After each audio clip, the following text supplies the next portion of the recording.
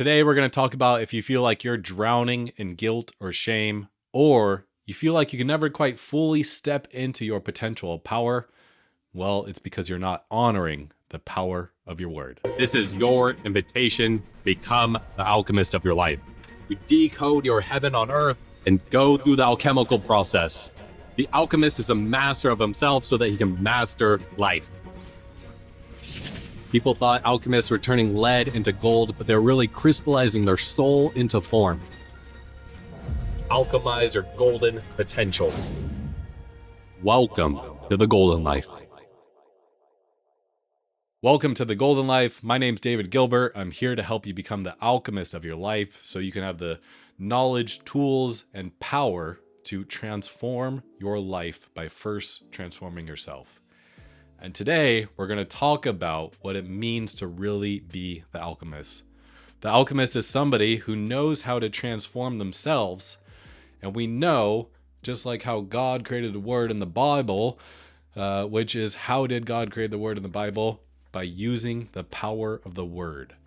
So to be the alchemist is to use your conscious words, not live in unconscious patterns of others, to powerfully transform yourself. So what we're talking about is when you go through life and say, I'm committed to being this type of way, or I'm committed to becoming this person, because this is the beautiful heaven on earth vision I have to create in my life and for others. Well, what are we really talking about? We're talking about integrity, the power to live out your word. And anybody that goes through the alchemical journey knows the one required reading is the Four Agreements by Don Miguel Ruiz. Because he talks about, number one, the first agreement is to be impeccable with your word. And that's what we're talking about today. How can you start to be impeccable with your word? Now you're probably going, David, I'm human. I say things and I don't do them. I know, we all do. We're all guilty of this. And today you're going to learn it's not about if you can keep your word every single moment, but how, when you eventually break those promises, how are you repairing them? Because if you're constantly breaking promises and not living into those, you're not using the power of your word. Well, I'm sure if you have this vision of how you think you should show up in life, these expectations, and you're constantly not meeting them, well, that's how you know you're drowning in guilt or shame, right? You have guilt because you thought you were supposed to show up in this way and you can't. And shame around it too. Like, how can I? Like, I can never seem to make this change, or I keep hurting these people and saying I'm going to do these things but never do them. And you've forgotten how powerful words are. And we know words are powerful because let's just take a look at what it means to go through the experience of being a human. We go through life.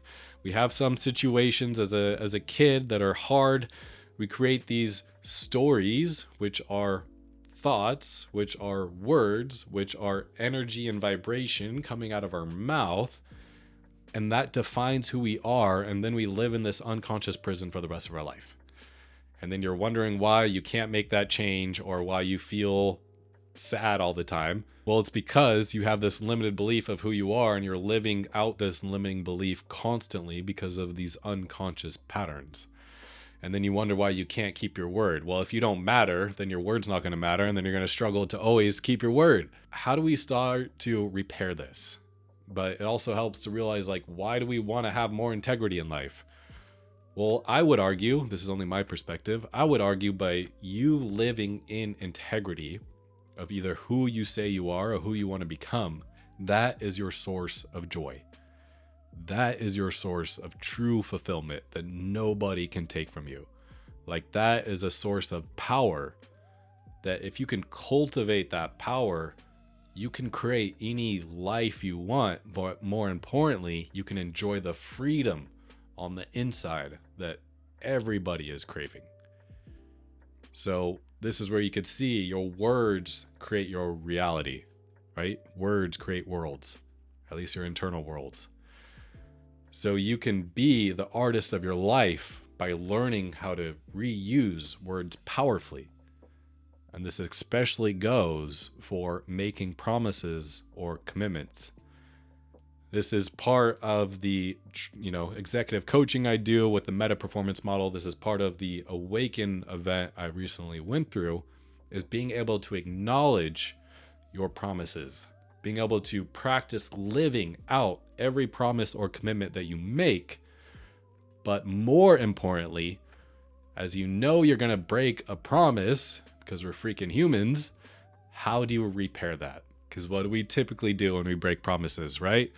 Oh, we blame somebody else or something else. Oh, it's because the traffic today I was late. Or, oh, it's because my boss at work. That's why I didn't finish all these things, because they were not being nice to me, right? We put it externally. Maybe you have kids and you blame your kids for something showing up, and then maybe they're teenagers and you're the resistance to do anything that you say.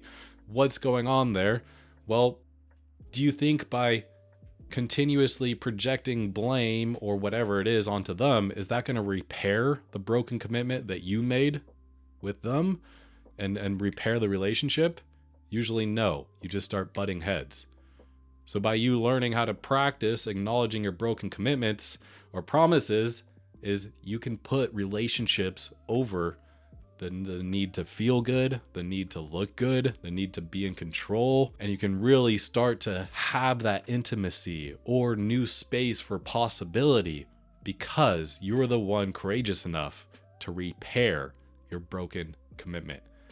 So I invite you to think about somebody in your life, or maybe some area in life where you have not been transforming. You have not been the alchemist of your life, no matter how hard you try. And we're going to go through one of the tools I take my clients through called the growth process. So if you have a broken commitment or promise, maybe it was to eat healthy, to go work out, to take your kids to go do something fun, I want you to think about that now. And if you need to, pause the podcast, pause the video, get that right now, because I'm going to take you through a little exercise that will be very powerful for you.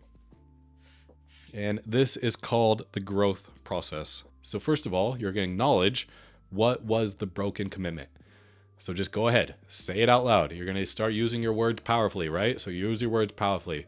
I acknowledge that I broke the commitment of whatever. Number 2 is to let yourself know what was more important than keeping your promise, right? What was more important than keeping your commitment?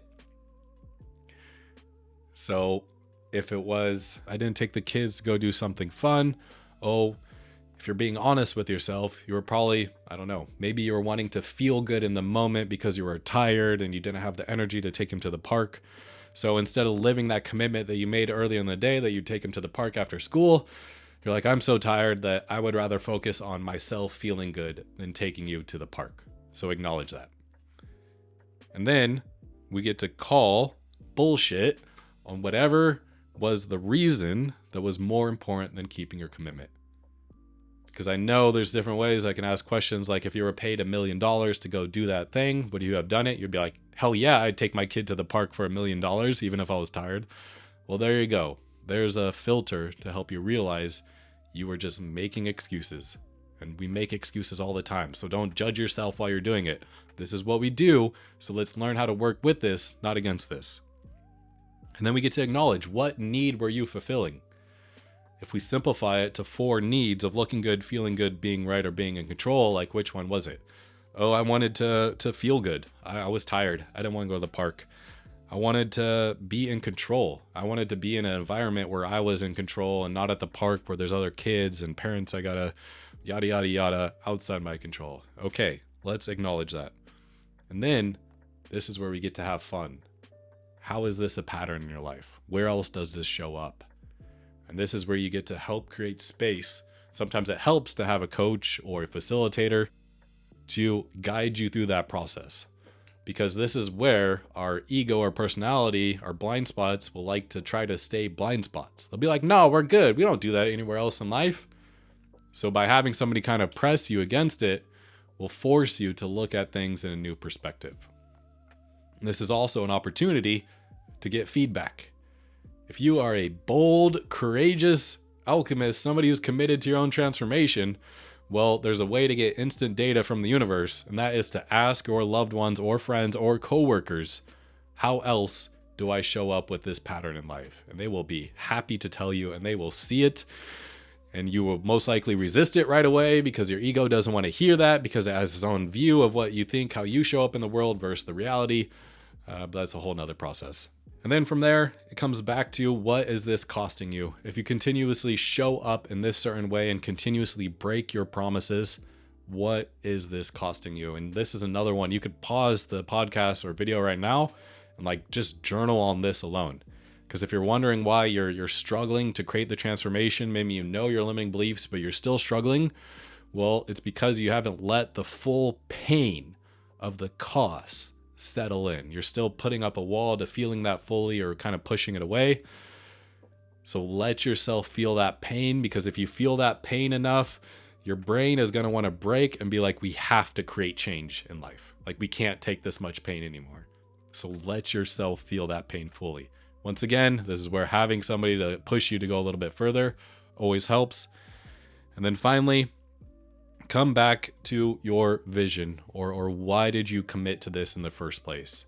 What was that commitment? And then go from there, right? As the alchemist, you have this vision, the golden life, your golden vision for the future and who you are and the impact you're making on the world. So what was the commitment that came from that, right? If it's with your kids, my vision is to be the legacy of the best present father who just creates joy and empowers them to be better humans. Okay, that's my vision. Am I committed to this? Yes. Okay, now I can go and recommit to this vision, because we know we're going to mess it up. And then there's another process of being able to ask when you break a commitment, of being able to ask, first of all, acknowledge, going to in this example, go to your kids, say, I'm sorry, little Johnny, I broke my commitment to take you to the park. It was more important for me to feel good than to take you to the park. I'm sorry about that. Let me know, how did that impact you and how did that make you feel? And you might be like, whoa. Yes, this is the more powerful way to show up in life, to just fully own your mistakes and then learn, not by guessing, by directly asking, how did it impact you? And then you get to ask for forgiveness. And then you get to move forward in life. And if you can do that consistently, you will feel an entire new level of freedom, of love, of fulfillment, because you're living in the power of your word. And if your words create worlds, or the words create your reality, well, you are going to start to powerfully create your own world.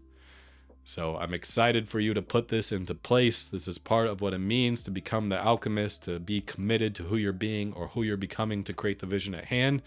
And this is going to be one of the most powerful tools to deepen your intimacy, to help you make more money, to put you back in alignment with better health. So I'm excited for you to put this into practice and stay golden.